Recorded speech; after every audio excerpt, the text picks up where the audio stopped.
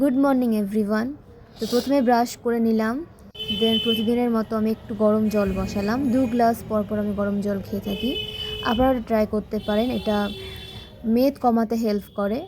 দেন ব্রেকফাস্টে ছিল আজকে ব্রেড বাটার পনির দিয়ে একটা রেসিপি, যেটা ইজিলি আপনারা বাড়িতে তৈরি করতে পারবেন।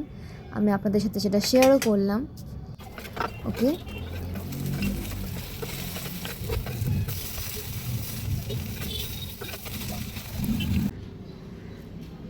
তো এই হলো আজকের ব্রেকফাস্ট। দেন স্নান করলাম।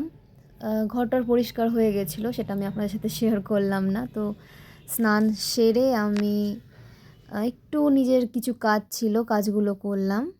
কাজগুলো কমপ্লিট করার পর আমি সন্ধেবেলা চলে গেলাম। আজকে শনিবার, গ্রহরাজের মন্দিরে গেলাম, সেখানে কিছুটা টাইম স্পেন্ড করে এলাম বাড়িতে।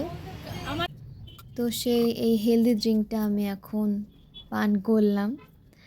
তো হেলদি ড্রিঙ্কটা আমি আপনাদের সাথে শেয়ার করেছি। এটা আপনারা বাড়িতে অবশ্যই ট্রাই করবেন, এটা অনেক উপকারী হবে শরীরের জন্য। ওকে, দেন আমি সকালে যেহেতু এক্সারসাইজ করতে পারিনি, রাতে ঘুমোতে দেরি হওয়াতে আমি সকালে উঠতে পারিনি, তো সে কারণে এক্সারসাইজও হয়নি। তো আমি ওয়ার্কআউট বা এক্সারসাইজ যা বলবেন আপনারা, সেটা আমি করে নিলাম কিছুটা টাইম। এটা খুবই জরুরি, ঠিক আছে? এটা খুবই জরুরি, যতই ব্যস্ততার মধ্যে থাকুন না কেন, অবশ্যই ওয়ার্কআউট বা এক্সারসাইজে কিন্তু টাইম দেবেন।